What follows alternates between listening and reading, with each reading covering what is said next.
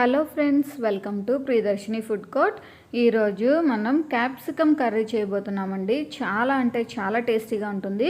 చాలామంది క్యాప్సికమ్ని అస్సలు ఇష్టపడరు, కానీ దీన్ని కరెక్ట్ ప్రాసెస్లో కానీ చేసామంటే ఇదే మళ్ళీ మళ్ళీ కావాలి అంటారండి. అంత టేస్టీగా ఉంటుంది.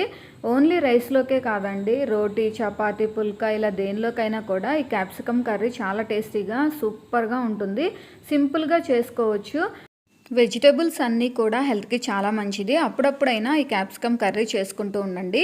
ఇక్కడ మేము 2 క్యాప్సికమ్ తీసుకున్నాము. వాటిని ఫ్రెష్ వాటర్తో బాగా క్లీన్ చేసుకొని ఇలా మధ్యలో ఉన్న సీడ్స్ని తీసేసి దీన్ని చిన్న చిన్న ముక్కలుగా కట్ చేసుకుంటున్నాం.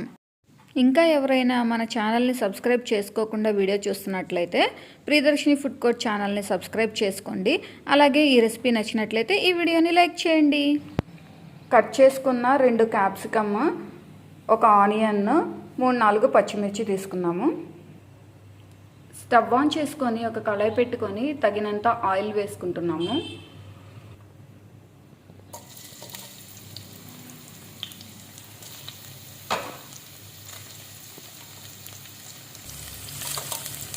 ఆనియన్స్, పచ్చిమిర్చి వేసుకున్నాం. కరివేపాకు వేసుకుంటున్నాం.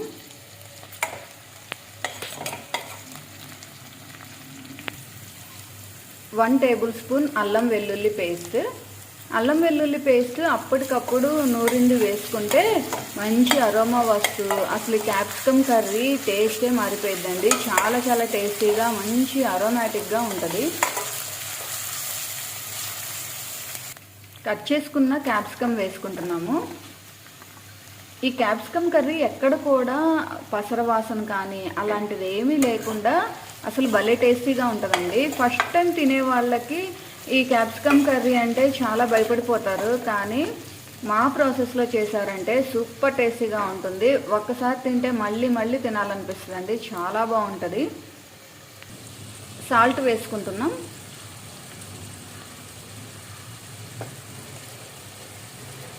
కొంచెం పసుపు.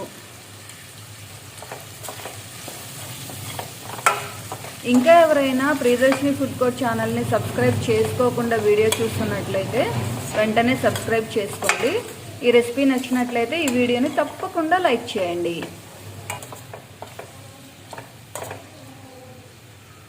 మూత పెట్టి మగ్గించుకుందాం. మధ్య మధ్యలో కలుపుకుంటూ ఇలా మగ్గించుకోవాలండి. చూడండి, చక్కగా మగ్గి ఈ క్యాప్సికమ్ అంతా కూడా సాఫ్ట్గా అయింది కదా. ఇప్పుడు ఒక 3 టమాటోల్ని కట్ చేసి వేసుకుంటున్నాము.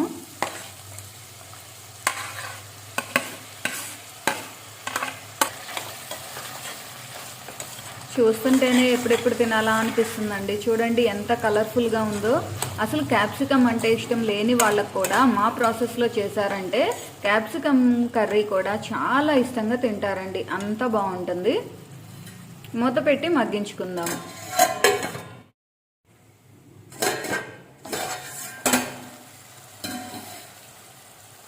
ఈ క్యాప్సికమ్, టమాటాలు 2 కలిసి పర్ఫెక్ట్గా మగ్గాయి. రుచికి తగినంత కారం వేసుకుందాం. మీ టేస్ట్ని బట్టి మీరు కారం అడ్జస్ట్ చేసి వేసుకోండి.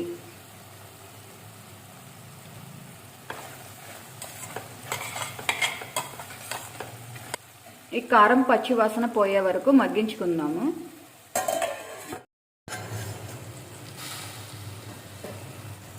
చక్కగా ఇదంతా కూడా మగ్గి ఆయిల్ పైకి తేలి చూడండి ఎంత బాగుందో.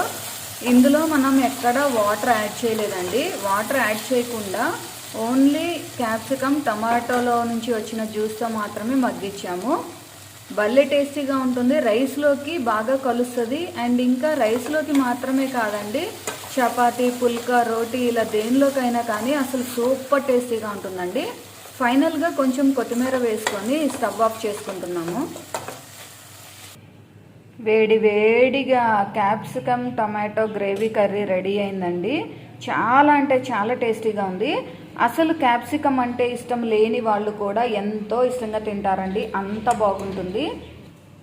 ఓన్లీ రైస్లోకే కాదండి, చపాతీ, రోటీ, పుల్కా ఇలా దేంతో మ్యాచ్ చేసుకొని తిన్నా అసలు దీని టేస్ట్ అదిరిపోతుంది. అంత బాగుంటుంది.